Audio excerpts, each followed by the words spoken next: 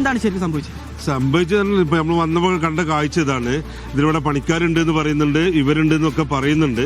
ഹിറ്റാച്ചുകളും ഈ JCBകളും വരുന്നുണ്ട്. വന്ന് ഈ മണ്ണ് മാറ്റിയാലാണ് ഇതെന്താണെന്നുള്ളതിന്റെ അവസ്ഥ എന്ന് പറയാൻ പറ്റുള്ളൂ. അവിടെ കുറെ വണ്ടികൾ നിർത്തിയിട്ടുണ്ട്. ഇതിന്റെ അടിയിൽ വണ്ടികൾ കാണുന്നുണ്ട്. ഈ വന്ന വണ്ടികൾ, ടൂറിസ്റ്റുകൾ വന്ന വണ്ടികളാണെങ്കിലും ഇവിടുത്തെ പണിക്കാരുള്ളൊക്കെ ഈ പ്രദേശത്തുള്ള ആളുകൾ ഇവിടെ ഉണ്ട് എന്നാണ് പറയുന്നത്. 3 ആളായിട്ട് ഇപ്പോൾ കിട്ടിയ കൊണ്ടുപോയിട്ടുണ്ട് എന്ന് പറയുന്നുണ്ട്. ബാക്കിയുള്ളവരെ നീക്കണമെങ്കിൽ JCB ഇവിടേക്ക് എത്തണം. അവിടെ ആ ഭാഗത്ത് ഈ ചൂരൽമല ഭാഗത്തേക്കുള്ള ഗതാഗതം പൂർണ്ണമായും തടസ്സപ്പെട്ടിരിക്കുകയാണ്. അപ്പം ഇനി JCBകൾ വന്നിട്ട് വണ്ടികൾ ഈ മണ്ണ് മാറ്റിയാലാണ് നമുക്ക് ഇതിൻ്റെ ഉള്ളിൽ എന്താണ് അവസ്ഥ എന്ന് പറയാൻ പറ്റും. ബസ് ഒരു ടൂറിസ്റ്റ് ബസ് ഉണ്ട്, അതിൽ ആളില്ല എന്നാണ് ഇവിടുത്തെ പറയുന്നത്. ഇനി അവര് പോയിട്ട് ഡ്രൈവർ ഉണ്ടോ എന്നുള്ളതൊന്നും അറിയുന്നില്ല. JCB വന്നത് മണ്ണ് മാറ്റാൻ തുടങ്ങിയാൽ മാത്രമേ നമുക്ക് ഇതിന്റെ ഉള്ളിൽ എന്താണ് അവസ്ഥ എന്നുള്ളത് പറയാൻ പറ്റുള്ളൂ. ആ കോലത്തിലാണ് ഇപ്പോൾ ഈ കാണുന്ന ഈ കാഴ്ചയാണ് ഇപ്പോൾ എല്ലാവരും കാണുന്നത്.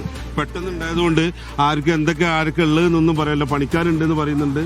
JCB ഹിറ്റാച്ചുകളൊക്കെ അപ്പുറത്ത് കിടക്കുന്നത് കാണുന്നുണ്ട്. ഇതാണിപ്പോൾ അവസ്ഥ.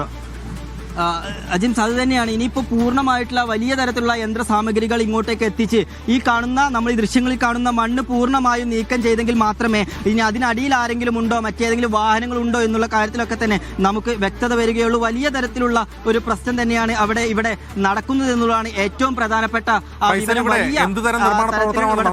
പൈലിംഗ് പോലുള്ള വലിയ പ്രകമ്പനം ഉണ്ടാക്കുന്ന നിർമ്മാണ പ്രവർത്തനമാണോ അതല്ല റോഡ് നിർമ്മാണമാണോ നടന്നത്?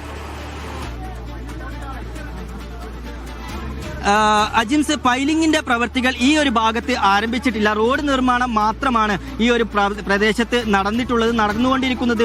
ഈ ഒരു തുരങ്കപാത വന്ന് അവസാനിക്കുന്ന ഭാഗത്ത് നിന്ന് പ്രധാന റോഡിലേക്ക് കടന്നു വരുന്നതിന് ആവശ്യമായ റോഡ് നിർമ്മാണമാണ് ഇവിടെ നടക്കുന്നത്. മാത്രമല്ല, ആ ഭാഗത്തേക്ക് ആവശ്യമായ മണ്ണ് നീക്കം ചെയ്യുന്ന പ്രവൃത്തികൾ നടക്കുന്നുണ്ടായിരുന്നു. മണ്ണ് ഇവിടെ നിന്ന് മറ്റൊരു ഭാഗത്തേക്ക് കൊണ്ടുപോകുന്നുണ്ടായിരുന്നു. അതുമാത്രമല്ല, തുരങ്കപാതക്ക് ആവശ്യമായ കോൺക്രീറ്റ് ഭിത്തിയുടെ നിർമ്മാണം ഇവിടെ നടന്നിരുന്നു. പൂർണ്ണമായ കോൺക്രീറ്റ് ഭിത്തിയുടെ നിർമ്മാണം പൂർണ്ണമായും പൂർത്തീകരിച്ച് കഴിഞ്ഞതിന് ശേഷമായിരുന്നു ഈ റോഡ് നിർമ്മാണം, തുരങ്കം അവസാനിക്കുന്ന ഭാഗത്തേക്കുള്ള റോഡ് നിർമ്മാണത്തിന്റെ പ്രവൃത്തികളായിരുന്നു ഇവിടെ പുരോഗമിച്ചുകൊണ്ടിരിക്കുന്നത്. വലിയ തരത്തിൽ നേരത്തെ അജിംസ് സൂചിപ്പിച്ചതുപോലെ തന്നെ പൈലിംഗോ അല്ലെങ്കിൽ അത്തരത്തിലുള്ള പ്രകമ്പനമുള്ള ഒന്നും തന്നെ ഇവിടെ ഉണ്ടായിരുന്നില്ല എന്നുള്ളത് തന്നെയാണ് ഏറ്റവും പ്രധാനപ്പെട്ട വിവരം. എന്നിട്ട് പോലും ഇത്തരത്തിലുള്ള ഒരു അപകടം ഇവിടെ സംഭവിച്ചു എന്നുള്ളതാണ് ഏറ്റവും ദൗർഭാഗ്യകരമായിട്ടുള്ള കാര്യം. നമ്മൾ എടുത്തു പറയേണ്ട ചില കാര്യം, അതായത് വയനാടിന്റെ വികസന സ്വപ്നങ്ങൾക്ക് ഏറ്റവും വലിയ നാഴികക്കല്ലാവുന്ന ഒരു പദ്ധതി തന്നെയായിരുന്നു ഈ തുരങ്കപാത എന്ന് പറയുന്നത്. ആ ഒരു പദ്ധതി പ്രദേശത്താണ് ഇപ്പോൾ ഇത്തരത്തിലൊരു അപകടം നടന്നിരിക്കുന്നത്. ഇനി 3 പേരെ ഇവിടെ നിന്ന് രക്ഷപ്പെടുത്തി പുറത്തേക്ക് എത്തിച്ചിട്ടുണ്ട്. ഇനി മറ്റുള്ള ആരെങ്കിലും ഇവിടെ ഉണ്ടോ എന്നുള്ള കാര്യത്തിലൊന്നും ഇപ്പോഴും വ്യക്തത വന്നിട്ടില്ല.